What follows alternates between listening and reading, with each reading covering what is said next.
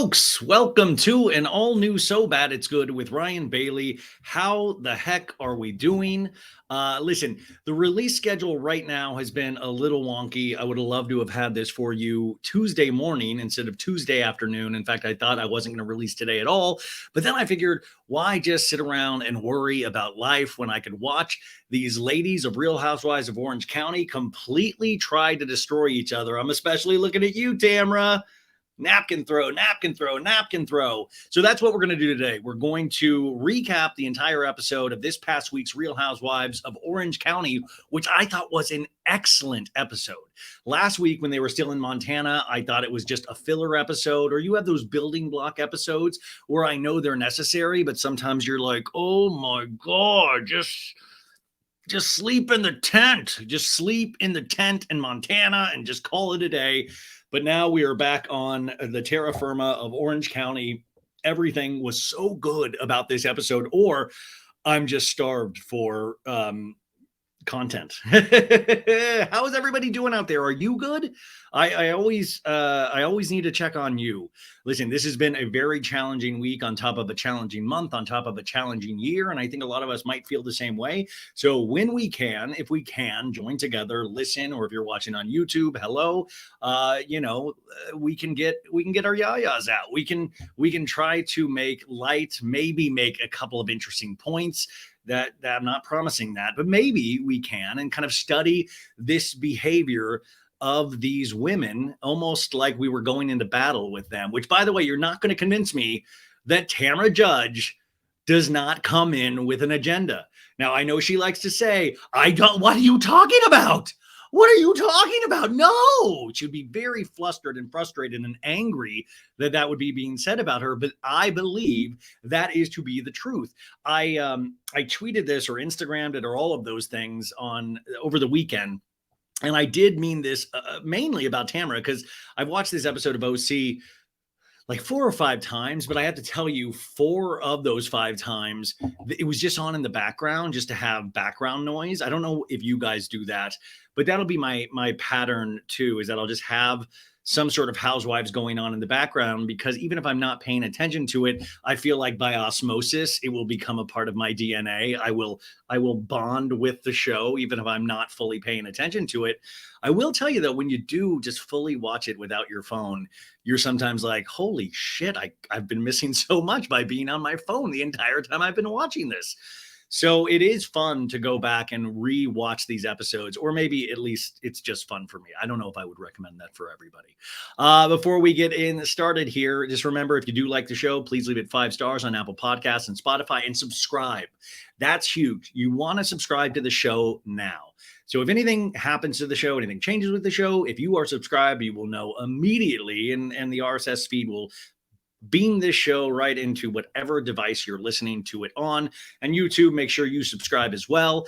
We have a Patreon, patreon.com/so bad it's good. On Friday, we're going to be doing a Patreon live, I believe around 5 p.m. Pacific Standard Time. I'm keeping on here. It's just been wild. I have now family members coming in to visit with my mom, and you guys, your cards and gifts keep coming for my mom. And it's just, it's overwhelming. Lisa Spiro, one of our listeners, she sent my mom this beautiful ivory cross yesterday that my mom just absolutely, my mom loves the crosses, which, by the way, I'm not meaning to send a bunch of crosses. I'm just saying this was beautiful, and it really did mean the world to her. And it is one of those things I'm going through a little bit of it at a time with her and reading these.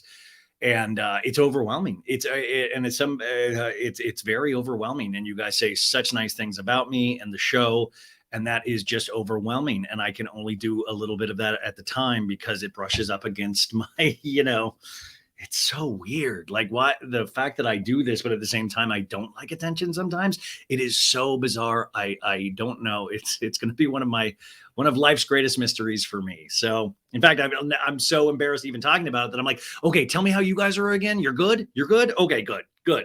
Now, tons of things have been going on in the Bravo universe. You'll have another episode this week where I will finally be talking about my thoughts on Bethany Frankel. I believe on Wednesday, I'm a guest on Zach Peters' show, No Filter. We recorded that this week, and that was really fun. Very fun episode. I had a really good time guesting on that show. And yeah, I think that's it. Please always let us know what you need, what you want to hear. If we're able to accommodate that, great. Sandra and Maritza, who work with me, if I'm not answering, they're always a good person to go through potentially. And like I always say, if there's an organizer out there that is willing to just live with me and walk me through everything I need to do, I'm open, baby. I'm open. Okay. Let's get into the good stuff. Now, Real Housewives of Orange County. This episode is called "Oh Nobu, You Didn't." Oh Nobu, you didn't. Like, oh no, you didn't. But Nobu, of course, being the restaurant that Heather Dubrow has single-handedly kept in business. If you'll remember Heather Dubrow's return when she had the big mansion party at her place last season, and then she called it off before most of the dinner was served, and it was like $30,000 worth of raw fish that was not eaten. $30,000 of raw fish, that's like one of my wet dreams. I'm like, I joked last season when I recapped the show, I was like, should I just like live in the dumpsters? Can you imagine those dumpsters? Or can you imagine, I would just be shoving ahi tuna down my gullet. It would just be like, sorry, diet, you're going to have to wait until next week because I got this fish to eat. Like, it truly was insane. And that, to me, is bringing wealth back to the housewives. But it is interesting with Heather Dubrow in particular, you're seeing a lot of the women brush up against that this season and not like it all of a sudden. Of like, wait a sec, Heather, I don't like you all of a sudden. It is very interesting. And Tamra's introduction or reintroduction to this show, I think, it has breathed new life into the show in a lot of ways. But like, I just realized I forgot I Instagrammed the other day. I forgot I just mentioned this and then I moved on, but I didn't tell you what I tweeted was that I said, when somebody tells you who they are, and then I put in, comma, on multiple seasons of Housewives shows, believe them. And I meant that about Tamra, because all of these women, reacting to Tamra, is that they don't see Tamra's agenda, Tamra's game plan. Like I said, Tamra will never admit to having a game plan, but you would be ignorant to think that she doesn't. She does the same game plan every time, and it works every time. And then people, and let's use Jen, the newbie, Jen Pedranti, who is the new housewife, she legitimately is shocked because it's her first year on the show. So she truly is shocked, which is interesting to see a real live reaction of like, wait a sec, Tamra, I thought you were my friend. What? Why are you throwing me under the bus and just burning my body into charred little pieces? But the other ladies have seen this season in, season out, and they even don't seem to really be able to legitimately put it together. And I'm screaming at home on this girl, like, are you seeing what Tamra's doing? Are you kidding me? Are you kidding me? Anytime things blow up, Tamra will throw something, run out of the scene, and then come back with a more intense anger, even though she does not deserve to have that anger. And people are legitimately scared or confused about her enough that they will never legitimately call her out. The closest we get to that this episode is Emily Simpson, which, by the way, Emily Simpson, Appreciation Day on So Bad It's Good. She was gone for that Montana trip, wasn't there, but she came back guns blazing. And, she might not be appreciated the way that I think she deserves to be, because she is often, she does assists. She is a team player in the sense that you can throw her the ball, and sometimes she's carrying the ball and getting the layup or scoring the touchdown or whatever sports reference you want to make. That I don't watch sports, so I don't know if I'm doing the right ones. But she legitimately had so many good moments in this where she was able to really hone in on the issue, remind people of what Tamra does, say exactly what Gina is upset about with Heather. Like, she's comfortable enough in her 5th season in to call these things out and do it self-assuredly, but also do it with the Emily Simpson pizzazz. And yeah, I'm saying she has a little pizzazz. I'm saying she's finally It might have taken a couple of seasons, but she's gotten there, and I really love it. Now, Gina, what's going on, Heather? I don't know. I'm upset because you're not my friend. Poor Gina, man. Like Gina really is like trying this season, but from a viewer's perspective, and that viewer being me, is that sometimes I feel like we take a step back to hear Gina's perspective. Now, Emily is playing it perfectly because she's playing into everyone's game, like not playing into it, but pointing out everyone's game instead of Emily saying, look at me, look at me. Now, Gina's taking that other path, but sometimes the look at me, I feel like it's not the right time or place for that sometimes. I could be alone on that, but that's just so whenever she starts, I'm just like, oh man, yeah, I'm glad you're participating. Really great participation trophy for you, but it's not. I don't know. For me, Emily is way more effective, and I know those are, we pair those up too much, a lot because they're actually really good friends. But it sometimes is lacking for me. And you have all of these big personalities, and Gina is a big personality, but I feel like she's sometimes losing the plot. She's not, she's pointing out things or slowing things down. So the driving action, which you would say between Tamra and Jen Pedranti, Heather Dubrow, and just her general behavior with everybody. And then, Heather, I mean, because you have Taylor Armstrong in that Heather has issues with. You have Heather and Tamara's relationship. You have Heather and how she treats Emily and Gina. Those are, to me, the big storyline so far is Heather and everybody, and then Tamara with Jen in particular. But I think there's going to be a larger issue to be made with how Tamara just operates on this show that we fully have not like succinctly called out. But I also want to remind you guys, people that disagree with me or anything like that, which amazing, you're wrong. No, I'm joking. No, is that I can dislike how Tamara operates and still appreciate how good she is as a housewife. Like, we need that. It does drive action. Now, I just get upset because I'm like, why is nobody calling this shit out effectively? It truly, not to bring up another sports reference that I will not be able to really pull off. It just feels like, why is no one covering her? Why is no one able to tackle her? She's able to like kind of just slither her way through and get to the end zone time and time again. And I feel like sometimes that is unearned. But in saying that, it gives us stuff to talk about. I love being upset by a housewife. It is so fun.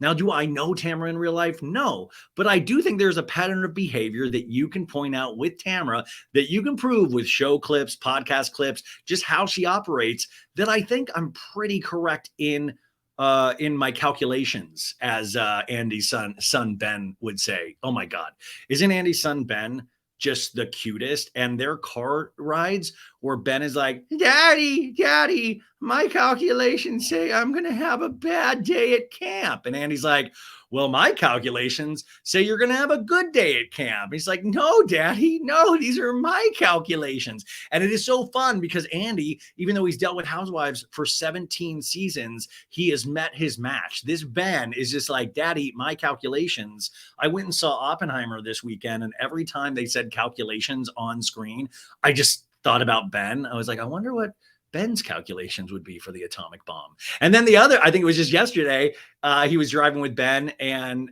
Ben pointed out, like, Daddy, you said you weren't going to correct my calculations anymore. And Andy goes, you know what? Yeah, I did say that. I did say that. So if your calculations say you're going to have a bad day at camp, well, I guess you're going to have a bad day at camp. That sucks, bud. And I was like, whoa, look at that. Ben won.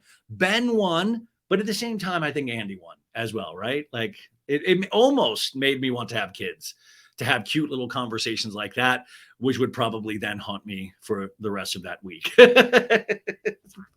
So what I want to clarify, though, is when I dislike a housewife, that's kind of gold for me. It makes me feel something. It gets me outraged. I love it. I love it. But I also want to clarify, a lot of people will be like, oh, horrible, get them off the show. I don't want people fired from the show. If they choose to come, or Bravo chooses to let them leave or make them leave, that's great. That's on them. I don't want Tamara gone. It's great to talk about these things. It gives us something to talk about, to argue about, to laugh about, all of those things. That to me is exciting. It is so much more fun to cover this season of Real Housewives of Orange County than it has the previous season, even though I did like certain elements. I feel like they really have the right casting here. And it's fun to see Heather on her heels this season a little bit, which she is not used to doing. So wanted to give that opening salvo, the opening shot for this. This is episode 7. Like I said, oh, no, boo, you didn't. And this is the description the cable company gives us if we were just flipping by and goes, what's this Real Housewives of Orange County that I've never watched before? Should we start with episode 7? Well, let's see, honey. What does it say it's about? Well, the cable company or Peacock says Gina questions her friendship with Heather. Right then, I'm like, I'm out. I don't need it. No. Gina questions her friendship with Heather. Heather throws a dinner party at Nobu. So it's a very simple description. But like I always say, how I would change it, I would say Tamara throws a fucking napkin at Jen, throws her friend under the bus, and some shit with Heather goes down. That's what I would. And maybe Shannon Bedore has a scene with John Jansen. Also, for you guys new to the show, John Jansen hasn't appeared a lot this season. John Jansen was Shannon Bedore's boyfriend at the time. They had since broke up after the season, even though I think they still hang out all the time from what I hear in first-person accounts. But I used to do, because John Jansen, to me, just to explain again, he seems like he's so buttoned up. And he's always like, babe, it's great. But you sense there's potentially this wide pit of like unresolved anger with him in him. And I don't mean with Shannon, but it is funny to see in those scenes with Shannon because they're always having a drink and grilling on the queue. And he's like, I'm John Jansen.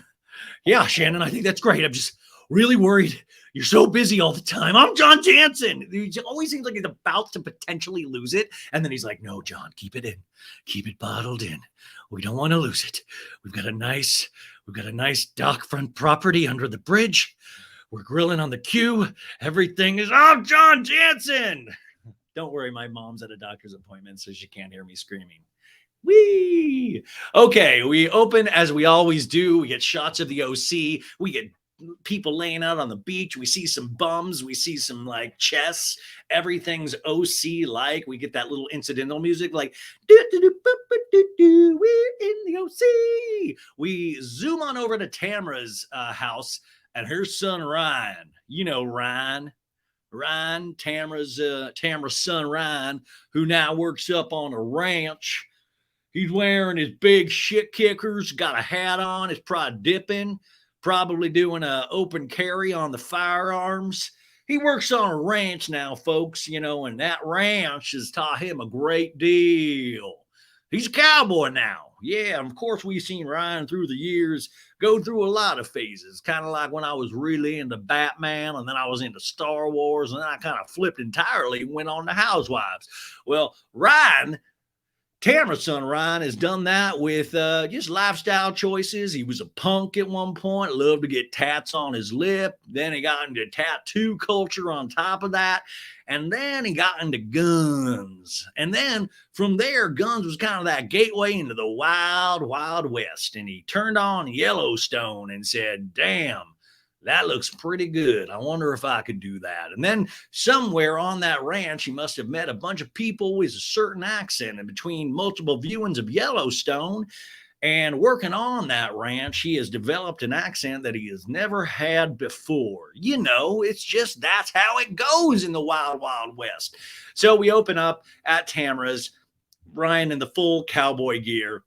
And Tamara's like, here's our dog's ashes. I made one for each of you kids. And Tamara's like, I gave you the ass end of the dog. And then he's like, well, that's the best part. Oh boy, that is the best part of the dog. Then we zip out of that scene and we go over to Jen and Ryan. Jen, the new housewife, and Ryan, the guy that sent a flaccid dick pic. Just to Jen, nobody else. And he's supposedly this big ladies' man that loves to hit on married women. I don't know why I'm still doing a Texas accent. I'll try to stop, but it is just so infectious. I understand why Tamara's son likes it so much. And they're paddleboarding in the OC. And then they're being cutesy, and Ryan's like, hey, give me a kiss right now. And if a bird flies over and shits on us, that's magical luck. And I'm like, Ryan, you are super weird. How many Ryans are there in Orange County? And then Jen's like, "You're such a 4-year-old," as he's banging his paddleboard boat into the airboat. We cut on over to Emily and her kids and Shane. They're all having a fun old day. And Emily lets us know that she's like, "Hey, I wanted to have a party at your mom's backyard, just a casual, fun pool day." And and then she goes, "Annabelle, have you ever seen a slip and slide?" Because she wants to have a slip and slide for the ladies, which that'll probably be next week, which I'm already just banking on a Shannon Bedore slip and slide, where it's not even on the actual slip and slide. It's just that usually Shannon Bedore will slip and slide in every scene. She just kind of falls because she doesn't have any core strength, it seems like. And Annabelle's like, "Wait, slip and slide for women?" And Shane's like, "Yeah, adult woman. Exactly, Annabelle. Your mom's such a fucking idiot." No, I love Shane. I love Emily, but they do have that kind of stereotypical relationship where there's a lot of just like little subtle jabs about ugh. But I like Shane. Shane's one of those people that have grown on you each season. And Shane now has a job as a lawyer. Alleged, supposedly. That's what he says. So yeah, dude, I was like, it is funny that Shane is subtly teaching their children to like kind of make fun of Emily. They're like, he's like, "I see daddy make fun of mommy all the time." Now we cut to my favorite couple this season, John Jansen and Shannon Bedore, and they're boating. They're just boating, and they pull up to John's deck. He lives on the water, and all of a sudden it becomes an episode of Below Deck where John's like, "Get the midline, Shannon. Midline. Go out there. I'm going to give you tie up the boat, Shannon. Tie up the boat, Shannon." John is not obviously this angry in this scene. I'm doing this for theatrical flair. And Shannon's like, I'm trying, John, I'm trying. And Archie, the dog, jumps out of the boat like, "Get me off of this fucking thing." And then she's like, "Well, let's cook dinner now." And then John says my favorite line of this episode. He goes, "Oh, I'll start the queue." And I was like, "The queue? Is this QAnon?" "The BBQ. He's one of those guys that calls the barbecue Q. I'll start the old queue up." And I'm like, what a man. John Jansen is a man. And then then Shannon is in the kitchen kind of going through seeing because she's going to like make the salad and the dressing, seeing what John Jansen has in his fridge. And it's a human head. No, no, no, no. But Shannon does that, "Sweetie, that grill it looks like it hasn't been used in a while." Already worrying like Shannon does. And you can tell John is just like, "I've got the grill. Don't worry about the grill. Make the dressing." In a talking head, Shannon goes, "John and I rarely have dinner at his house because I have all the stuff at my place. And it's a bit of a mishmash here."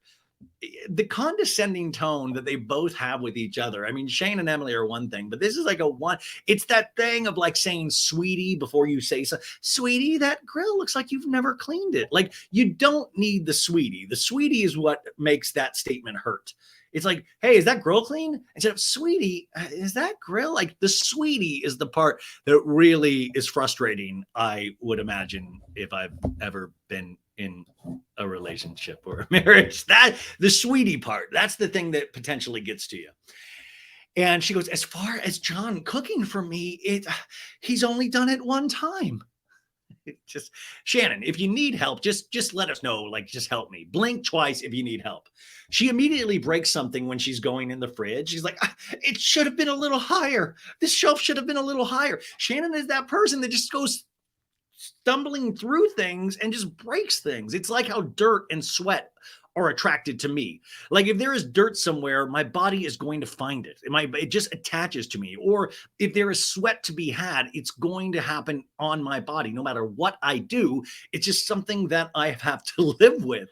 In a talking head, she was like, "John and I have spoken about living together, when the kids go to college, but there's no, dates on that." She continues to be fucking up John's fridge. It's just like just breaking things right and left. And John's like, "Why don't you open it more, why don't you open it just more calmly?"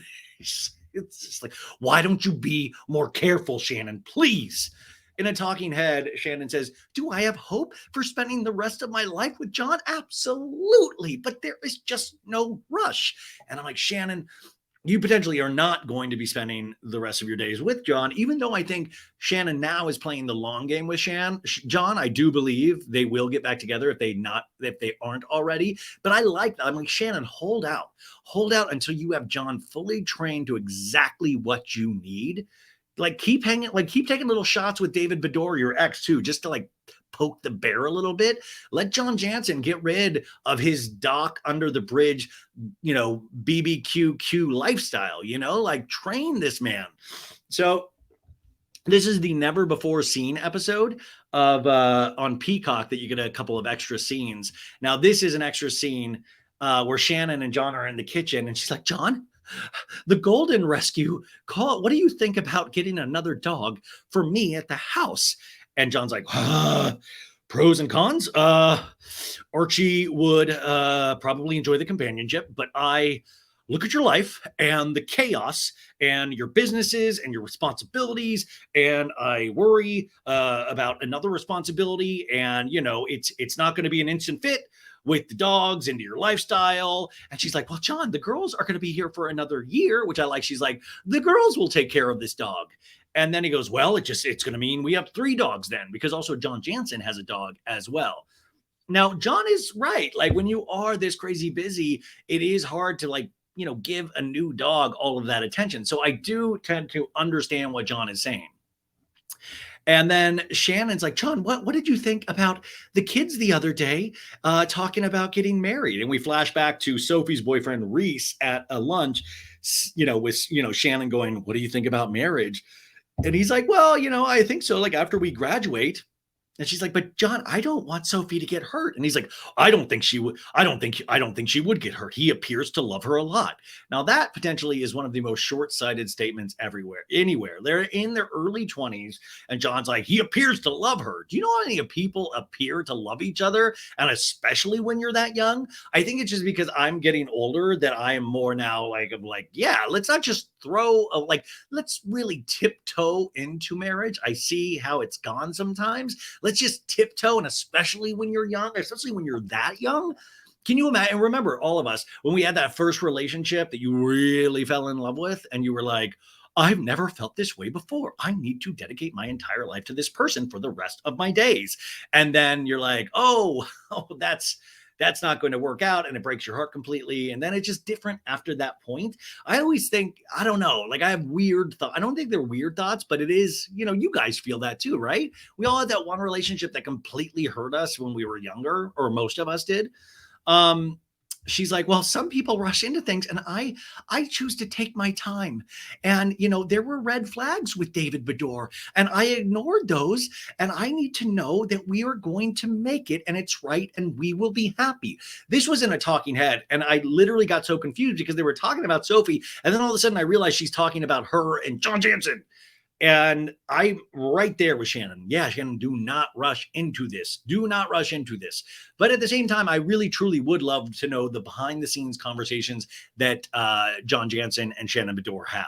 Like, what are those conversations, and what were those conversations in that relationship? Like, listen, cameras were down when they broke up. And I'm sorry, if Scandal taught us anything, get those cameras the fuck back up. I need to see that breakup between. I almost want to see that more than I want to see Mauricio and Kyle and their shit that they will present in a certain way that I think they know they're, I think they're on the same page. Mauricio and Kyle with how they want to present this. I don't think there's a lot of acrimony yet in that. I think they're on a united front. So anyways, John says, well, has this been a little relaxing today? She's like, yeah, but I'm just thinking about all the things I need to do. And then we get a flashback to Shannon, one of her business partners, about all the things that she's involved in. And there's a big whiteboard with 30 businesses on it, which, by the way, Shannon Bedore for ShipStation, one of my favorite commercials they show on Bravo all the time. And she's like, I meet with Steve, my business guy, and we talk about all the different projects, and it's just insane. And John's like, I get stressed hearing about everything in your world. These lines aren't said intensely, but they are what he says. But when you read them intensely, it really gives more insight of he's probably saying it this intensely in his head. I get stressed hearing about everything in your world, Shannon. And Shannon's like, well, I have 3 kids going to school. It's a huge deal for me. And he's like, I understand. In a talking head, Shannon goes, there are so many balls in the air for me, plus John's actual nutsack. No, there are so many balls in the air for me, and I can't ignore them. And that sometimes frustrates John. And John goes, I just want to make sure you can turn your mind off sometimes so we can have fun. And by fun, I know he means butt sex. No, I don't know. Anyways, I'm just being goofy today, folks. I'm just getting all my energy out. And she goes, we do still have fun, John. And he's like, we do, of course, but you've got your mind just spinning all the time. And then there's like silence. There's silence and a shot of Shannon. And then John goes, okay, steak. And he goes back to the grill. And Shannon just sits there. Now we cut over to Tamra coming into a nail salon, and she is meeting up with Emily and Heather today. And Emily gets there first, and Emily's like, well, how was Montana? And Tamara's like, well, Heather had to shovel shit, but she says now she has an appreciation for people who does stuff like that. And we get a flashback to Heather giving that toast to like, I shoveled shit today, and it makes me appreciate all the little people that I am so much better than, and all of the things that they have to do. I'm paraphrasing. And Emily goes, that is so condescending that she said that. In a talking head, Emily goes, yeah, have respect for that, but you're in your 50s. You all of a sudden had an aha moment in Montana? That is mind-boggling to me. And now we cut to Heather coming in. And Heather is just, Heather's just Heather. She immediately sits down. They're like, and remember, she got hurt from shoveling shit. I guess it like messed up her back. And she's like, oh, I didn't tell you. I also split wood on the trip. And that, I think, hurt my body as well, which it is interesting for these people to be so wealthy that when they do basic like bending down, and I know getting older is a challenge for all of us, just basic like bending down or shoveling or chopping wood, it completely fucks their whole body up. Like she's like coming in like the Elephant Man, like I can't walk straight for the rest of my life. Anyway, she says it also hurt because she split wood on that trip, but also I think she was getting railed by Terry Dubrow. Terry Dubrow laying it down with that thick piece of botched wood. Anyways, they all say, we missed you, Emily, on the Montana trip. And Emily's like, well, it's nice to be missed. They serve the wine the wine and the champagne at this nail salon. And Heather immediately is like to the lady doing it. She's like, I want a regular manicure, but extra massage. And then Emily's like, well, how did Taylor do on the trip? I don't know her very well. Did she have fun? And that was, and Tamara's like, ask Heather, because remember, they had the IMDb fight, one of my favorite fights of the year, except for my battle with my own bulge. This was one of my favorite fights. And she says, well, it was great. We got really close, but she did something really shitty. And, said I was condescending, that I was better than the role she offered. And she said all of these things about me. And Emily's like, oh, well, yeah, she did tell me about that. And we flash back to Eddie's gym closing, where Emily did have this conversation with Taylor, which this is my point earlier about Emily, is that she does have all of these conversations. Even when you see in flashback, Emily's in there getting information. Emily is there, and Emily is not as reactionary with this information as Tamara is. So it's a different way to come at the Housewives, I think, which I'm kind of appreciating. It's a more subtle way, but Emily is collecting stories. She is collecting information. Anytime somebody reveals something to Emily, Emily's like, oh, I already knew that. And I think that's very interesting to pay attention to for the rest of the season. And Emily says, well, you can be a little hurtful the way you say things. And Heather's like, well, hold on a second. I want to respond to that because that wasn't very nice. And it is interesting, though, because Tamara does the same kind of things about Tamara operates in a similar way sometimes as Heather Dubrow, but right now we celebrate Tamara for this. Now, of course, this would probably change 2 seasons from now, but it is interesting. And I also think there is a certain thing to do with Heather's extreme wealth, or how she presents her extreme wealth, because even though all of these ladies are, they're doing okay, maybe minus Gina, and I don't mean that as a slam, but it is that extreme wealth and the gifting and the champagne everywhere. When you are going to be this eccentric with your money and make it a part of your brand, that is going to potentially not win people over in the long run, I think. So Heather's like, Emily, you're assuming she is in the right and I am in the wrong. I was in the middle of packing my two kids to college and I went over there to work with her acting coach and it was great. And we remember when she had just a couple episodes ago in her garage area, she had like opened a Costco in the garage where she bought her kids every fucking thing that they might need for college for the next 8 years and then flew the kids on a private jet to college. Those are the kids. She's like, I was in the middle of a big rescue mission for my kids. And Tamra, by the way, you see Tamra actively listening. Well, that's a term we always use in acting school, of active listening, where like they do a shot of Tamra and she's like, I'm really listening to what these ladies say right now. Tamra goes, well, right then and there, Heather, that sounds condescending how you describe it. And Emily goes, it comes across that you're better than everyone else and your life is more important. And I want to point out that is dead on, Emily, but also I want to point out that Heather does believe that. Heather does believe that she is better than everyone else, and her life is more important. And if you don't believe it, she's got a bunch of bank accounts to show you.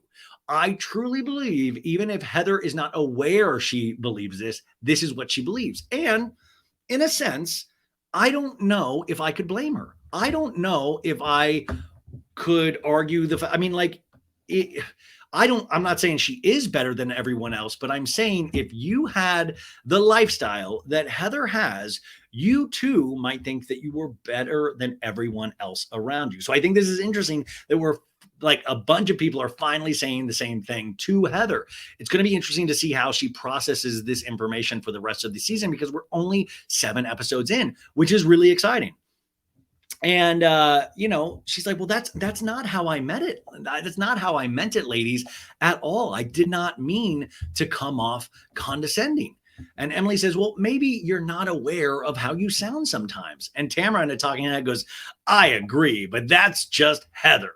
Heather in a talking head goes, well, let's not talk about my behavior, Emily. Should we talk about your behavior? Should we make sweeping generalizations about your mean, unattractive aggressiveness? Which is so funny. Emily is just pointing out points. But when I think of unattractive aggressiveness, I think of Tamra. It is funny how we point all of these different fingers, and sometimes I feel like they're pointed in the exact wrong directions. Emily in a talking head goes, it's important for her to know because no one else here has the balls to tell her. And maybe that's what we should talk about with Emily, or maybe that's what we should give her the moniker of, the lady with the balls to tell you. Emily, the lady with the balls to tell ya. My name is Emily Simpson. I got big old balls. I'm going to tell Heather she's snotty. I'm going to tell Tamara she's annoying. I'm going to tell Ryan to take off that cowboy hat. I'm going to tell Ryan to do the flaccid. Uh-oh. My mom is texting me. Hold on one sec, you guys. I've got to stop. Okay, I'm back. I just had a call from my mom who was at the doctor's getting this treatment. And then I'm thinking it's some emergencies. She's like, take out the smokies. And I guess these little smoky she calls them smokies. I don't know, these little meat things. My sister, oh man, I don't know, man. And so I go out and pull the smokies out. And then I'm like checking email and Instagram and all of that shit that I should not have done that just gets you upset. Like you see a bunch of things that just get you upset. And I'm like, oh God, it's so weird dealing with like grief or pre-grief or, stuff happening with my mom and my dog and my life. And, and since I've come to Arizona in this last week, I've just not been able to properly concentrate. Like every time I start to do something and my mind is going like 30 different directions, and it's like really good to get in the middle of something. But then if you get interrupted from that, it completely ruins your flow. I know I'm complaining to you guys and you don't need to hear any of this stuff. And I try to keep, I just want to bang my head up against a wall sometimes. It's just wild. And it's just wild. Okay. But anyways, That's not what we're here to talk about. Yeah, Ryan, get back on track, dude. Come on. So we're talking about Emily having huge old big old balls. And by the way, Emily said this of like, I have the balls to tell her. And then Gina all of a sudden pops up in a talking head in that big orange Oompa Loompa outfit. And she's like, it's like a bitch just needs to know in regards to Heather. It's like a bitch just needs to know. It was like a jump scare. I was like, why are they putting Gina's talking head? It's not even in the scene. Anyways, back in this scene, Emily says, I feel it just all got uglier than it needed to. And Heather's like, well, yeah, I told her to fuck off. No, I said, fuck you. By the way, there's like a random stranger in the nail salon that's looking over like, which I love. Housewives do that great thing where they cut away to a stranger that's like watching the Housewives or Vanderpump Rules being filmed, being like, what the fuck did I just walk into? Anyways, Heather now is like, anyways, we are going to take a Duffy, which I guess is like some small boat, to a private cooked dinner at Nobu, her favorite fucking place on the planet, Nobu. And Tamara's like, what time is that? And they're like, do you have something to do? And Emily's kind of cracking up because like, do you have something that's better than a privately cooked meal at Nobu? And then Heather's like, do you have an audition? And she's like, yeah, for Taylor's new movie. Bam, bam. We cut to commercial. We come back. We're all of a sudden on a scene with Jen Pedranti at her yoga studio. She owns her own yoga studio with her ex-husband, Will, called Devi Rebel Yoga, Devi Rebel Yoga, which I used to like yoga. I can't wait to lose enough weight again where I feel comfortable working out in public. I really don't know when that's going to happen, but I used to take yoga classes. Like I was never great at it, but it was one of those things that made me feel good. I just don't, and I, you know, I'm just so out of shape, but I used to really like yoga. I hope to get back to it someday.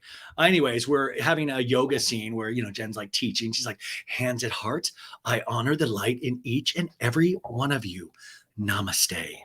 And she says she opened the studio because it's her passion. And Will, her ex husband, and her are partners in this. But I need this to be successful to feel like I don't have to rely on anyone and I can take care of the kids, which is great now that she has housewives and all of this stuff, because hopefully this will be able to get her successful. Now, we've had unsuccessful newbies last season with Noella and the other Jen Armstrong, the doctor. I mean, they really didn't take off the way that I'm sure Bravo wanted them to. And hopefully Jen doesn't have that same fate. But I really like Jen so far.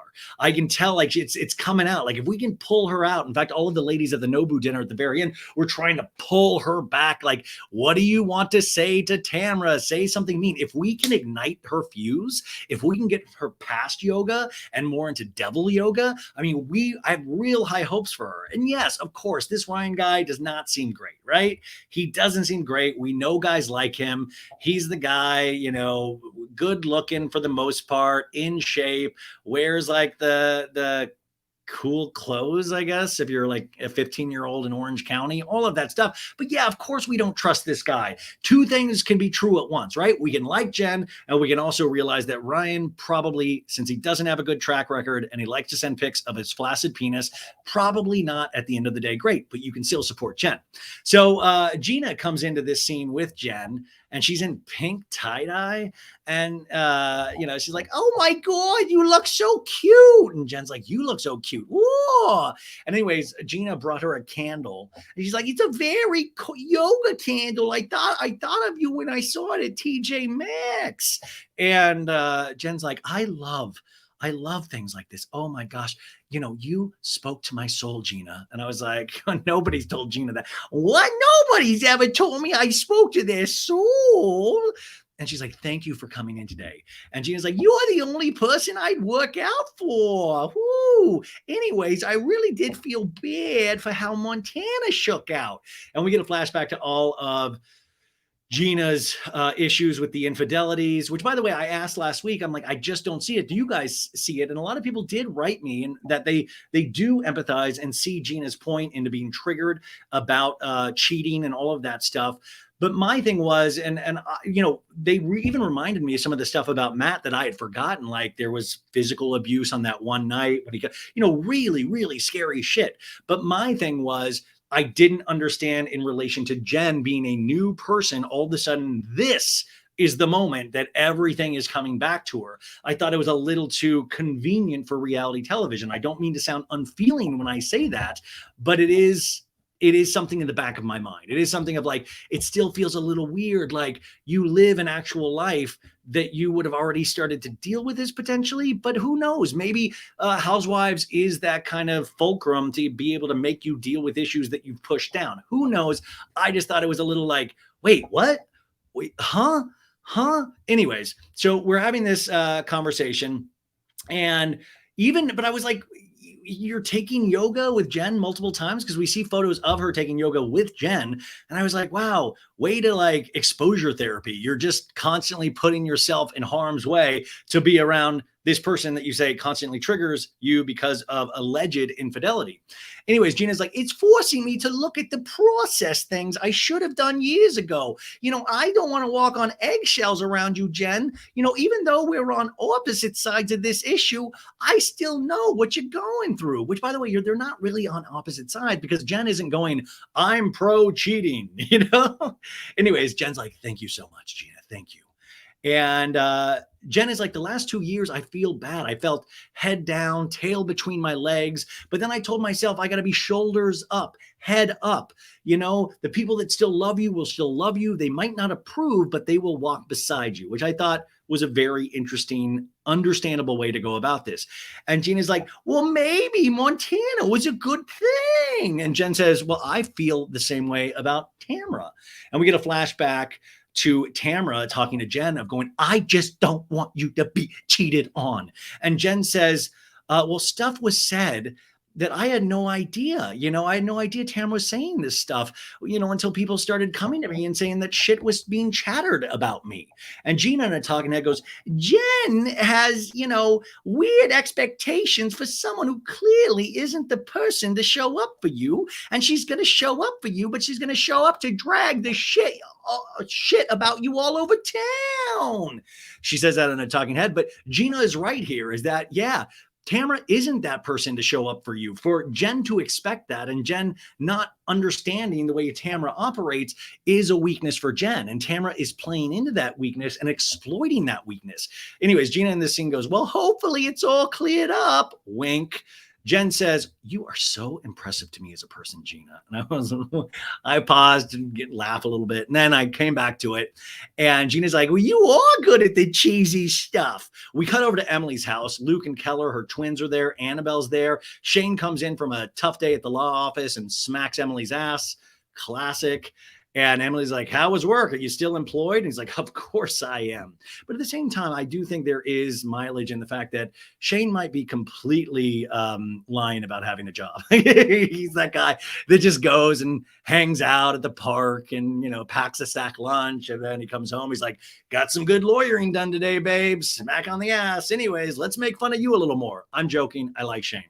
Anyways, their dog is there. The dog just had surgery or something, so it's wearing a cone of shame. And then I was like, oh, maybe Shane needs to wear a cone of shame. But then all of a sudden, Shane made a joke that Emily needs to wear a cone of shame.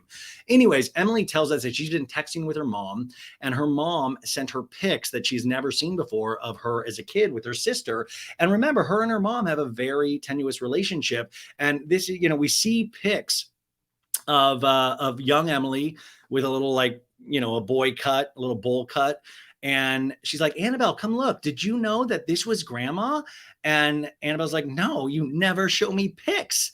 And she's like, well, grandma wants to FaceTime with you. And then Annabelle just spins out of frame. She's a model now, you guys. Emily is tearing up talking about this with Shane. And she's like, well, mom always cut our hair short because she didn't want to have to maintain it. In a talking head, Emily says her and her sister did everything for themselves. They even put themselves on their school bus. Their mom was very depressed about their divorce with their dad. So when they were growing up, the mom would sleep a lot and she probably needed help and to speak with someone because she was struggling, which I think is such a mature way to look at something from Emily's perspective of this was so hurtful and damaging in certain ways to Emily, but Emily is grown up enough to understand that her mom was going through something. Her mom definitely loves her kids, but she was going through something and didn't have probably the knowledge or the language in which to speak about it and get past it. We do live in a different time now where we are more encouraging and opening of your mental health and your own journeys and encourage really to talk about things. But I'm sure when they were growing up, everybody's different, of course, but it wasn't as out in the open of like, and I'm not saying that, you know what I'm saying. Anyways, Emily says that her mom hasn't been out to visit since 2019. We get a flashback of that scene.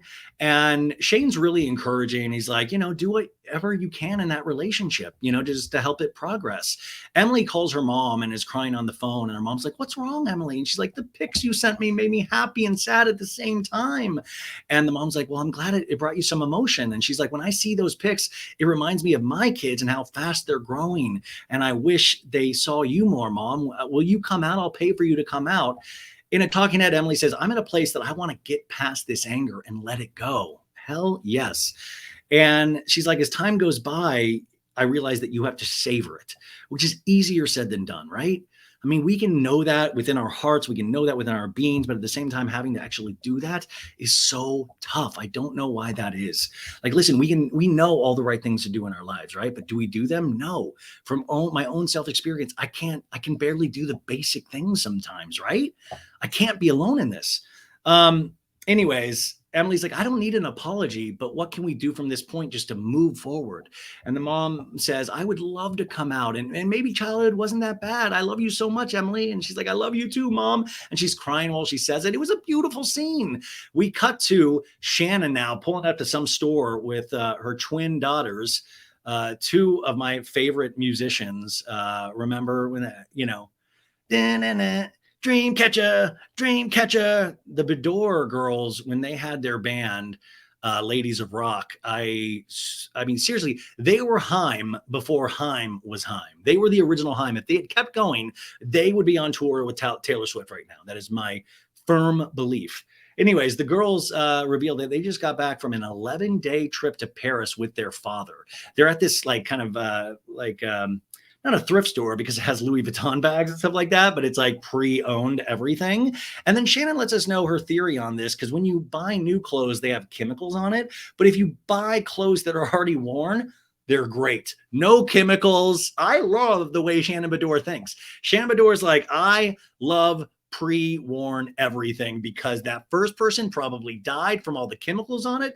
I am good because I am buying these expensive things, but they're not as expensive, and all the dying chemicals are now off them. And just, you see this because you realize how your parents put these little neuroses into your brain. You just imagine these girls are like, man, it's going to be fun to watch them grow up, because no matter, even if they think it's ridiculous in that moment with their mom, 20 years later they're going to be thinking the exact same thing. It's wild how we change as we get older.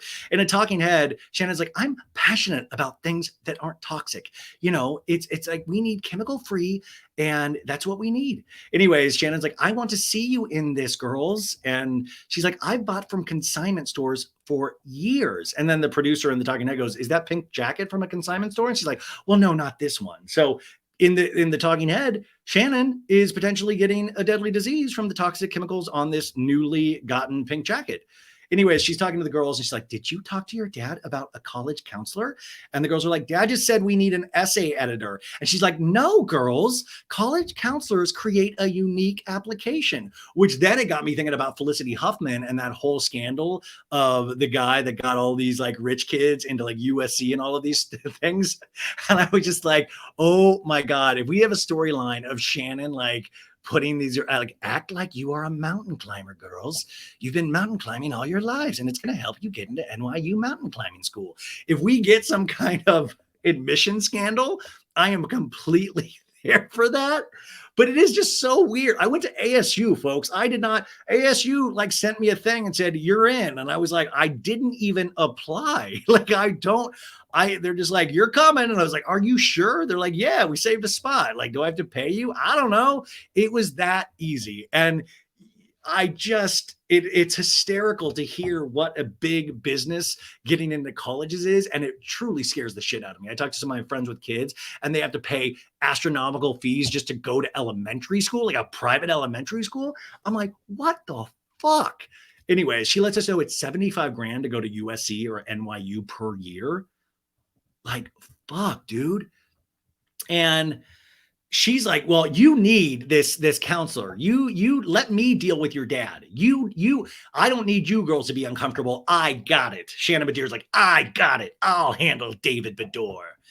And the kids are like, okay. And then in a talking head, Shannon throws her daughters under the bus. She's like, do I think the Bedore twins or will be inundated with scholarships? No. I love her girls watching this show. Shannon's like, well, I'm going to call the counselor this week.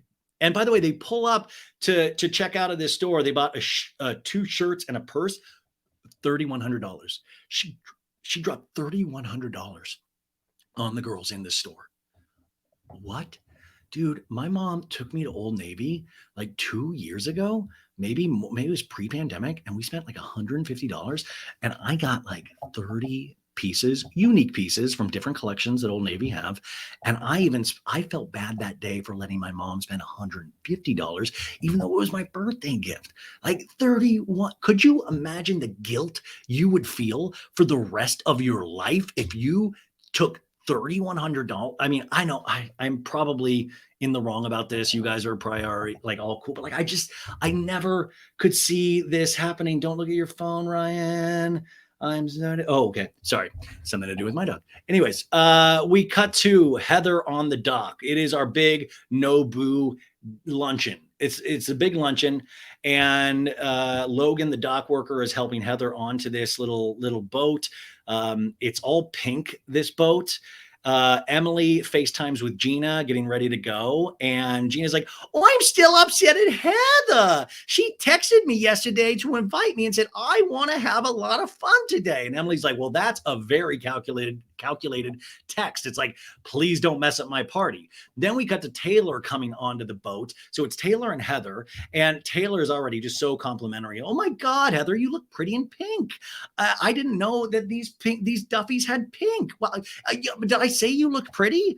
And with everything going on, Heather, I'm just really happy that you invited me, even after everything that we've had. And Heather's like, I'm glad you came first, because I really wanted to talk to you. This has just gotten out of control. The bottom line is, I hurt your feelings, and I'm sorry. And then Taylor's like, well, I hurt yours too, and I'm sorry. And I learned a lot from you and Lauren. And Lauren, by the way, is the acting teacher that was there in that scene a couple episodes ago. And then Heather's like, I invited her today. It was such a great day. And I hope you take that away from that experience. And Taylor's like, I'm so sorry for my part in this. Which, by the way, isn't it a little weird that they invited the acting coach? And this like kind of led me to believe, like, are they trying to break in the acting coach as like a potential like friend of, or is she a friend of at this point? But it was like weird. It's like, the acting coach you invited with all these girls, like the acting coach, like, okay, she seems nice. I was just like, really, the acting coach? Like, are you going to invite other people from Taylor's past? Like, I invited the person that works at your Costco. The greeter. Yeah, I brought her here. Very nice. I hope she has a great day. The producer says to Heather, Heather, are you sorry for your part in this as well? And Heather just like pauses and like goes, and then there's silence. And she goes, I think Taylor is very sorry she started all of this in the first place. That I can say. And what I hope for this dinner is that we can make it to the entree. And then we flash back to last season with Heather kicking everyone out of her house, the $30,000 of wasted fish. And Heather's like, yes, Taylor, let's just celebrate today. And then all of a sudden, Shannon and Tamara come on the boat. They're in like these very high heels. And they're like, Shannon, are you driving the boat? And Shannon's like, no, I'm not driving. I crashed into a boat once. I heard that and I was like, wait, back it up. Boop, boop, boop. You crashed into a boat once and we just move on from this? I need to see the boat. I need to see the boat damage. I need to know who was at fault. I need to know if you were drinking. I need to see insurance receipts. I need a Shannon Bedore. Did I miss the Shannon Bedore crashing story at one point? Like, Shannon crashed a boat? Like, Shannon's like, I've killed 5 people on a boat. I do not want to drive. It all of a sudden gets deeply serious. Like, many people lost their lives, more people than the Titanic that day. I don't want to talk about it. Anyways, Lauren, the acting teacher, comes on. Her name's Lauren Lim Jackson. She meets the other ladies. And for the purpose of my show, I'm going to do the acting coach as a thespian. I am a thespian. To be or not to be, that is the question, whether 'tis nobler in the mind.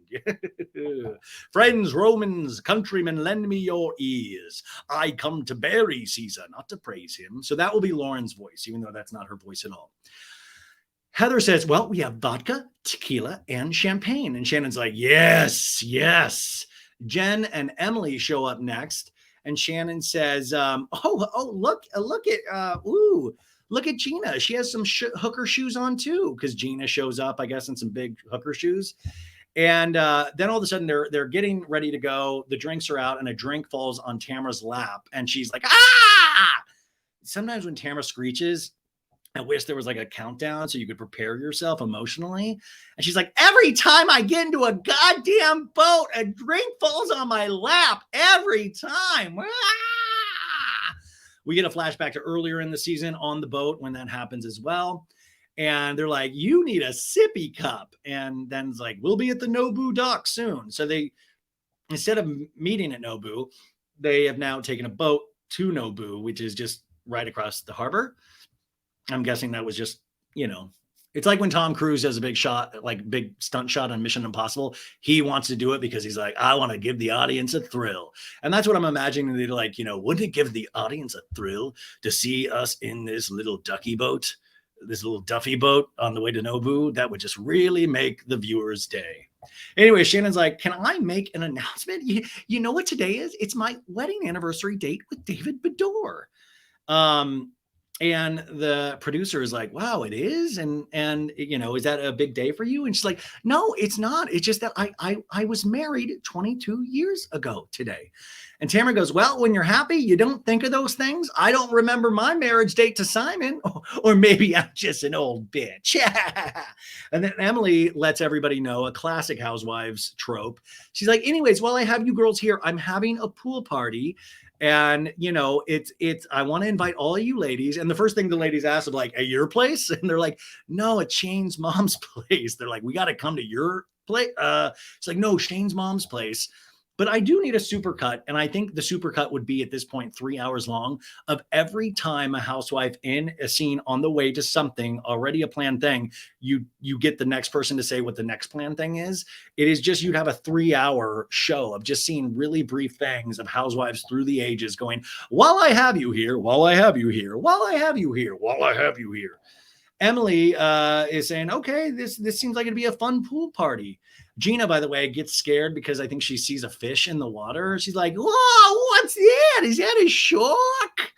And then Shannon goes, Heather and Emily, John Jansen lives under that bridge over there. And Emily goes, is he a troll? Which then that got my mind thinking of like, I'm John Jansen, the troll of the OC. I live on these docks under a bridge. Just me and my trusty Q, my BBQ. I'm John Jansen, the troll of the OC. I don't need Shannon Beador making me salad, you see, because I got my trusty Q and I like to make steak. I'm not ready to settle down because I just ain't ready for a first mate. I'm John Jansen, the troll of the OC. Shannon comments on her Spanx writing up, relatable queen. They pull up to Nobu. And they're like, and by the way, I thought that I was like, even if they leave, at least the fish won't go bad if they're at the actual restaurant. Like, they can't waste fish because it'll already be in the proper facility. We pull up to a very decorated table. Heather, it's just gorgeous. Like, Heather Dubrow does things. And Heather, of course, has a very specific seating arrangements. And she's like, so you guys, before we start, I'm going to leave this week to see Max on a red eye because she is having a tough time at college. Now, I brought a card. Would you guys all sign it and just give her words of encouragement? I think it would make her day, which I choked at that point. I was like, do you think Max gives a flying fuck that Tamara writes in a card going, hang in there? If not, Ryan's got a place for you on the ranch that he works. It's like, hey, Jen, tell your Ryan to send a picture of your flaccid dick to Max. It was like, but by the way, Max, if you're listening, I know you probably give it 2 shits about that card, but I would love that card. It would go so good in my reality show museum that I'm building. I would love, I need to know what each of those ladies wrote in that card to Max. And did they do it at the very beginning? Were they progressively getting drunker? And they're like, Max, have one for me. But it also just like, you're going on a red eye, and college is tough. It's scary, but all the money in the world, all the things that this family has, and they still have the same issues that me and you do. So, anyways, she's like, also, ladies, you'll see I made chopsticks for you, these metal chopsticks, and it has your name emblazoned on each one. It's a gift from me and this. And she gives each one of these ladies a Tom Ford fucking candle. And Gina's like, how does she get our names on silver chopsticks so fast? I didn't even unpack from Montana. I'm still triggered by Jen. I haven't done anything. And then Heather's like, also, the writing on the back, the Japanese writing on the back of those chopsticks, it says, too fabulous to shovel shit. And then Tamara in a talking head goes, nobody is too fabulous to shovel shit. Not even Heather Dubrow, which, by the way, that's fair too, because Tamara's son actually does shovel shit for a living now on his ranch. I've been in charge of shoveling shit for the last year, and it's really put a lot of hair on my chest. None on my head, that's all gone, but the old 10-gallon hat covers up a lot of that.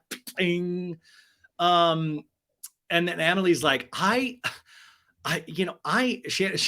all these ladies are complaining about what she just said, which, by the way, was a joke. It was a joke. And Shannon and I talking now goes, I shoveled shit for a long time. Do I need to put it in Japanese? And then Emily in a talking now goes, I don't know anyone more unaware about being unaware than Heather. Does that make sense? And it does make sense, but come on, like, let Heather joke here and there. This is not, Heather's always been this way. Shannon immediately orders tequila. Everybody's ordering tequila. And Tamara looks at Jen and goes, you got a lot of catching up to do. And we get a flashback to 2 hours earlier where Tamara's over at Shannon while Shannon's getting glam and they're doing tequila shots. So they already came, I guess, a little 2 sheets to the wind. And Tamara goes, I need to see fun Jen. I was like, God, Tamara, shut up. And Emily says, okay, what is the main thing I missed on the Montana trip, ladies? And Heather's like, let's talk about other things. And Tamara says, well, Gina got triggered by Jen. And Jen calmly says, yes, I was a trigger. Yes. And Emily goes, how are you with Gina? And she's like, sorry, I'm so good. We had the best. Oh, yeah. Gina's like, I'm so good. We had the best, most. Oh, no, sorry. Jen says it's about Gina. We are doing so good, me and Gina. We had the best, most real talk. And we decided just to go forward, to move forward. And Tamara goes, if you know someone's past, you can then go into the future. So Tamara's arguing, no, keep digging into the past. And Heather goes, well, can't we be a little more evolved, ladies, and just hit the restart button? And Gina's like, why do you always want to hit the restart button, Heather? And Gina in a talking head goes, this is typical Heather Dubrow. She knows I'm pissed. She knows that I'm coming to say things I have to say. I don't think that. In fact, I think Heather, unfortunately, Gina, is not thinking about you at all. Like, I would be willing to bet. Like, I mean, it's just, I don't know. That's my sense of this. And I think potentially that's what Gina's picking up on, is that she doesn't matter sometimes to these women. She's an afterthought at times. Emily says, well, I want to know Jen and what she went through in the past. I want to get to know her. And Tamara goes, well, I think you knew a little bit about her past. And we flash back to Emily talking to Jen about her husband at the Cut Fitness closing. Once again, pointing out Emily does collect all of these stories. Tamara goes, I told you a million times, Jen, just to be honest. And Jen's like, I have, Tamara. And Shannon goes, well, in fairness to Jen, like, you had a lot of information that I don't know if you were aware of prior to this trip. And Emily's like, what? And, Shannon's like, well, there was that comment about a dick pic. And Emily goes, well, I heard that before about the dick pic, and I love that they had all heard this. We flash back to Shannon telling Emily about the dick pic. But in this, Shannon's like, well, I guess he sent a picture of his penis. And Emily's like, say dick, Shannon, which, by the way, I know I hate to be filthy, but come on, let me have this. Do you know Shannon dirty talks with John Jansen? Like, by the way, I'm about to do a little bit, kick the kids out of the car or whatever, tell them you'll pick them up in a second. Okay, is all the kids out of the room? Shannon's like, show me that hard cock, John Jansen. I want to do things to that butt, John Jansen. Emily goes, Wait, you're worried about overlooking these Jen, you're worried about overlooking these red flags because you want it to all work out. And Jen's like, yeah, if Ryan were to fuck up, I mean, I'm not going to sweep it under the rug. Trust me. And Tamara goes, but hasn't he already fucked up? Tamara just trying to get in there. And Jen's like, with me? No. And then we get a flashback to that scene at the boot barn where they're all drinking champagne, shopping for Western wear. And she's, Heather Dubrow's like, oh, so you were on a break like Ross and Rachel from Friends. And Jen's like, yeah, and then I think he did, then something happened with somebody else while we were on that break. And Tamara goes, with someone I know. And Tamara goes, well, I worry about you 1,000%, Jen, at the Nobu meal. I feel like you left your entire world. Like Tamara really fucking backing this bus up and over. And Jen's like, I didn't leave my world for Ryan. For 19 years, nobody even fucking noticed me, which that is a key line, you guys, in how you perceive yourself. And if Jen has perceived herself being ignored for 19 years, when she starts getting in shape, different work on her face and boobs and all of these things, you start getting some male attention. That is really powerful when you feel like you potentially were silenced a lot of your life. Come on. That is strong, strong stuff. And Tamara shouts, you didn't tell anybody. Tamara, shut the fuck up. And Shannon goes, well, a lot of times, Tamara, when things are bad, you don't want people to know. You just put on a happy face. Yeah, Tamara, have we seen you do that before? We have. And when you get called out on shit, you run. And Tamara goes, I understand that.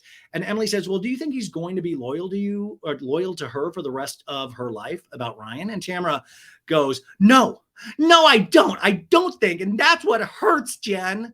Like Tamara really all of a sudden just amming it to 100. And Jen goes, it fucking hurts, Tamara, that you air all of my shit to our friends. These are new friends of mine. That fucking hurts. Jen really trying to stand up for herself, but not anywhere near the strength of Tamara.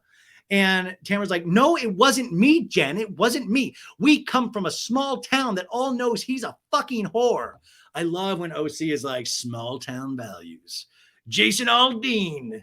There's a song about a small town. It's about Orange County and a place called The Quiet Woman. Emily goes, I mean, I did hear that he was the town whore. Tamara pounds on the table and he goes, he walked into my fucking gym and said he wanted to fuck me. At this point, I'm expecting Tamara to hire skywriters and just go, did you know Ryan said he'd fuck me at the now defunct Cut Fitness? And Jen says, Tamara, we are not going to have that conversation. And Tamara's like, oh, well, why not? And Jen and I talking to her goes, Tamara says she's going to show up in our friendship. I don't have one friend that does this. Welcome to the Housewives, Jen. And she's like, Tamara's like, that party we were all at? Someone walked up to Eddie and said, watch your wife. Ryan goes after married women. At this point, I think Tamara also is this is an ego boost for her. I just don't,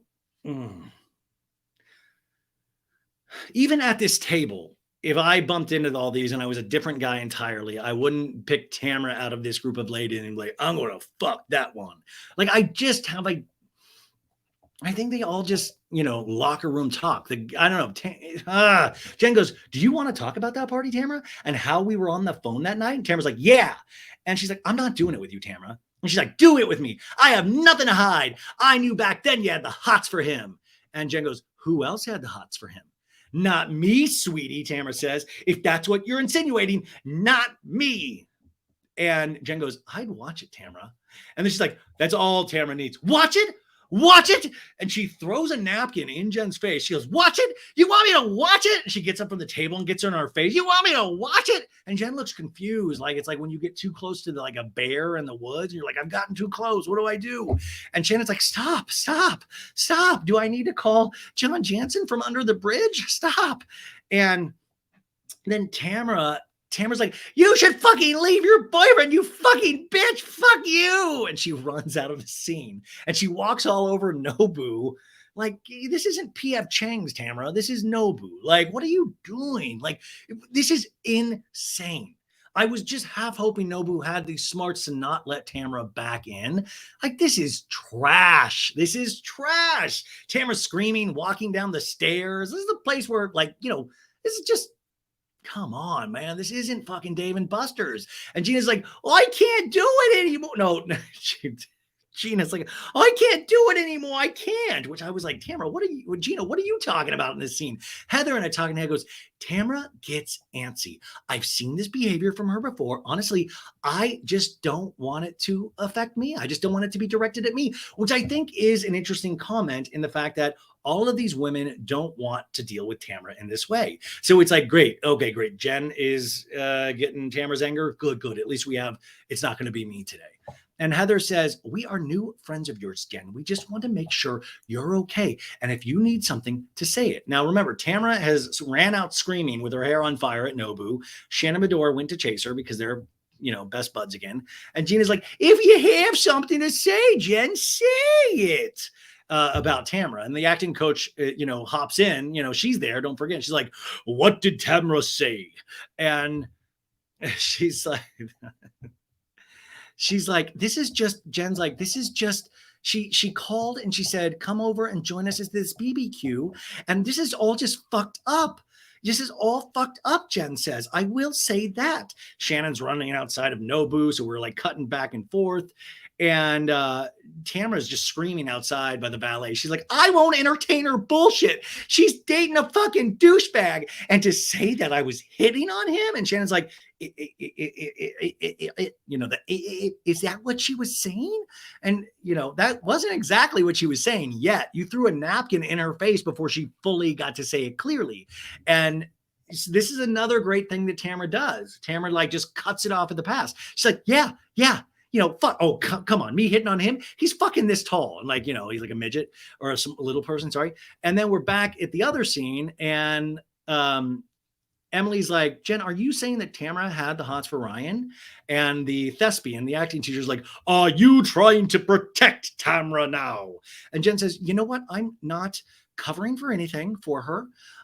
There was just a lot of joking about that day. And Taylor goes about how hot Ryan was. And Jen's like, yes, totally. And now, it's like, and now you're offended that he said the same thing about you. So Jen really trying to work this out. She's like, I'm sorry, but it is a two-way street with people. In a talking head, Jen finally lets us know there was a barbecue at Ryan's house, and Tamara called me from there and says, come over. I'm at hot Jim guy's house. Should I go up to his bedroom and take one for the team? And Jen goes, it was funny. It was a joke. But now 3 years later, you're uncomfortable all of a sudden.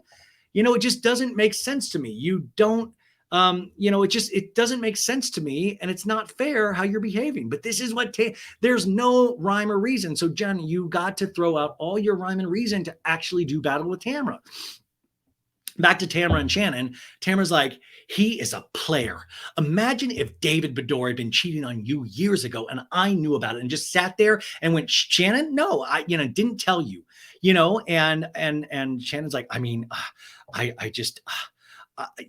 anyways, by the way, I also want to point out that Tamara, remember, and her ex stayed friends with David Bedore, or Tamara and Eddie stayed friends with David I'm just tripping over my lips today. They remained friends with David Bedore. David, fuck it, you guys. Anyways, Shannon goes, no, I mean, if David Bedore, but if you'd said that about John, and if you said that about John and you were calling him an asshole and stuff and saying that we weren't going to make it, that would make me feel bad. Shannon at a talking head says, Jen may be an idiot, but let her figure that out. It's like very gentle, Shannon. She let her figure that on her own. But something for me that I've wanted my entire life is a partnership with somebody, an equal partnership. And for them to say that this guy is not that and is not a part of your team, I don't know what would be anything that would be more crushing. She's trying to relate to Jen of how hurtful this potentially is for her. And Tamara goes back in. She's like, I need another shot of tequila. And this is where I wish Nobu had stepped in. I'm like, ma'am, there's a Wendy's down the street. There's a cheap liquor store. You can buy tequila there. Nobu will no longer have you here. Tamara, does this tequila shot with Shannon at the bar with some stranger. We go back to the other table, and the acting teacher is like, she's pissed that she knows that they had the same sort of cheeky moments And Jen goes, I don't believe the comment about Ryan saying he wanted to fuck Tamra. And I got to tell you, I don't believe it either. I'm sorry. I believe Ryan probably says a lot of stupid shit, but I don't know. And Heather's like, well, we heard that she heard that from more than one person. I like that all of a sudden Ryan was in this like arena of 1,000 people of like, I will fuck Tamra, that woman. This woman with the denim spanglies. I will fuck her. And Emily is like, well, the point is she says stuff about your relationship, but that's when you need to defend yourself. And Jen goes, well, why do I defend Tamra? And they all go, we don't know. That's the $1 million question. They're trying to pull her out. Like, get in this scene. Let's make magic happen on this Housewives show. And Emily says, how many napkins have to be slammed in your face before you actually say something negative about Tamra? It's clearly more than one. She says that in a talking head, but it's a great line. Tamra screams. She's like, I need a Xanax and tequila because I'm ready to lose my shit. And they do a shot at 1942 again at the bar with a stranger.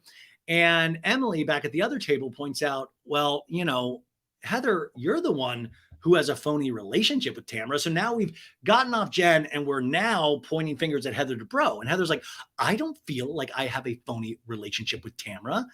And by the way, this is the point where I was like, has everyone signed Max's card yet? We need to pass it around. She's doing bad at school, you guys. And Emily's like, yeah, you do. It's the fakest bullshit I've ever seen. I spent all last season sitting across from you at Javier's, that Mexican restaurant, having conversations with you. And now you act like you're friends with Tamra. It's so funny and it hurts my feelings. Emily in a talking head goes, I think Heather is afraid of Tamra because she can be very nasty and no one wants to go through that. And as soon as Tamra came back around, Heather wasn't interested in anyone but Tamra. And then we get a cutaway to a flashback of a scene with Gina and Emily. And Gina's like, she didn't want anything to do with Tamra, and now she does. And then Emily to Gina goes, we need a change of address form for Heather Dubrow that says Tamra's ass on the line. And I'm like, okay, yeah, let's do it. That's good to change it. That's funny. And Gina goes, the problem is, we're back in this scene. Since Tamra has been around, you've been fucking up a lot, Heather, and I'm questioning if our friendship is authentic or not. Spoiler alert, it is not. Spoiler alert for all the ladies. It is not. With none of these are authentic relationships. Are you getting the memo? Tamra is the only one that gets it. None of these relationships are authentic. You are on television. And when you buy into the authenticity of these relationships, it helps the show, but it hurts you personally. Period. Jen is learning the hardest lesson of all right now. And I'm excited to see if she toughens up, and I think she can get there. And Gina's like, oh, I'm upset because I really feel like we're friends. And I feel like we are really close. But, you know, you guys, you were talking shit about your career instead of taking care of me in Montana. And I came to you, Heather. And Heather goes, I understand what you're saying, but let me respond. If someone was shit talking your law career, Emily, and Emily goes, which Tamra has done, but she goes, but that is who you are. So that's where I was at with all of this in regards to my acting. And Gina goes, but then I come to you and I tell you to open your eyes about Tamra and you fucking sell me out and tell Tamra. And Heather goes, I asked her point blank and she said she didn't do that. What am I supposed to do? And Gina goes, trust your friends. Isn't that, I'm telling you, this is a real thing for me. Now I'm logging stuff. I'm logging stuff in my head, you know, and I'm thinking back, is Heather really my friend or not? Oh my God, you've got Gina logging things now. She's logging moments in her head. Gina's logging in. Tamra walks back and she's like, Shannon, I don't know if I want to go back to this. And I'm like, I don't even know if I want you back, Shannon. Oh, sorry, Tamra. And Shannon's like, I know you don't, but you know, let's just be evolved. Let's sit down. And Gina's like, I'm honestly upset because you're different, Heather. You're just trying. I don't know what it is. If you're trying to manage this relationship between Shannon and Tamra, which by the way, Shannon and Tamra come in at this moment, they're sitting down, and Gina's like, I'm getting left out. And Heather goes, I understand, but maybe you need to understand I have personal issues that are coinciding with these other issues you may want to consider. And Gina's like, well, you may want to consider leaning on your friends, lean on us. And Tamara's like, what's going on? What's going on? And the acting teacher's like, they feel like Heather is not authentic anymore. And Jen, by the way, Jen, you can catch Jen just glaring at Tamara. It's really funny. She's like, ugh. And then Tamara sees this kind of at the corner of her eye, and Tamara goes, Jen, I'm livid. I'm telling you that right now. I'm sorry for throwing the napkin, but I am livid. It's a brilliant move by Tamara. So Tamara knows that she fell off the handle and the onus is on her. But Tamara sees that Jen is like pissy. And so immediately, instead of like going, oh my God, Jen, I'm so sorry. I don't know what, she goes, I'm livid. Sorry about the napkin, but I am livid. So once again, Tamara makes her the head person. It's really amazing. And Jen goes, this is bullshit. This is bullshit. Take your napkin back and clean up your own mess. Which, by the way, she says this in a talking head and she throws a napkin at the camera. I'm like, Jen, I don't need this in a talking head. I need you to say this to Tamara's face. And Gina's still going on, by the way. Gina's still going on like, well, Heather, when I told you about getting my real estate license, you brought up Nick, your 18-year-old son. And Emily goes, Gina thinks you diminish her accomplishments as an adult and you were comparing her to your 18-year-old son. And that's ridiculous because her 18-year-old son is way ahead of where Gina is. No, Heather goes, I took it too far. I thought I was being helpful. I obviously crossed the line. And Gina's like, you need to see it. Yeah. And Heather's like, I hear you. I will work on that and I will fix it. And Emily gets up for some reason. And then Gina, the talking head, goes, I'm glad Heather heard me. All these gifts she gets will not mean anything if I don't think she's a good friend. I like that. She's like, not these silver chopsticks. It's these gifts. I need the gift of friendship. And the acting teacher goes, this is good. This is good. I'm like, thank you, acting teacher. And Shannon's like, can I say that Gina and I spoke? And Heather is like, Shannon? And I was like, uh-oh, is Heather upset that Shannon's speaking again? And then Shannon's like, what? And Heather's like, Terry just texted me something, but maybe I should tell you in private. David's getting divorced. And Shannon's like, I know he's getting a divorce. And Tamara now brings her chair to sit in between Shannon and Gina. And like, you can tell Tamara's like hammered. And Shannon's like, I'm telling a story right now. And Tamara's like, David's getting a divorce. And it's like, yeah, Terry just texted her. You just found out. And then they're like, today is their anniversary date. And Shannon's like, he filed for divorce with that other woman on our anniversary. Isn't that weird? In a talking head, Shannon's like, I hear rumblings that things aren't going well, but I don't need them going through some big thing, some big legal thing that's going to take money away from my kids. She steps away to call her daughter. And Emily's like, it's sad, because the kids, it's always sad for the kids. And now she's on phone with her daughter, Sophie. And she's like, so your dad, he's the one who filed? And she's like, yeah, dad's the one that filed. And she's like, you should call your dad, Sophie. And Sophie's like, I don't want to call him. You call your dad, Sophie, and see how he's doing. This has to be really, really hard. And then this is interesting. Shannon is completely sympathetic to David's side. And that really fascinates me because what did you guys make of this scene? Did you thought it was a little weird? Like, wow, she's standing up for David. Like, what does she know? Old feelings. You would think that Shannon potentially would be on the lady's side. Like maybe she is dealing with the same issues with David that I dealt with David. It's really fascinating, this conversation. And it's those things of like, don't make your Sophie, like let Sophie's got a good head on her shoulders for the most part. And if you want to say something to David, you say it to David. And Sophie goes, I just think it's harder for the baby, which is exactly right. Sophie, if anybody needs to call the baby if the baby has a cell phone. Anyways, Taylor goes, the black cod is the best here. It's like candy. Taylor in a talking head goes, I keep wondering if the girls' dinner we're going to will have food. The waiters are scared to approach the table. I'm starving. Like they've literally been here and there's no food on the table. And Emily's like, well, this was fun. And all of a sudden, like Heather's like, the Wagyu is coming out. We will flambe that shit. Let's go. Everyone eat nice. They put the flambe, the meat, it goes up in flames. And that is the end of this scene. They finally got to eat the Nobu fish and meat. So that was an excellent episode. I was so happy with that. I really, really enjoyed it. Did you guys like it as well? Let me know.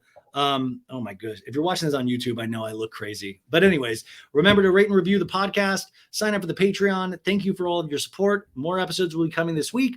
If you subscribe, you will know exactly when those episodes come out. I love you, and I'll talk to you later.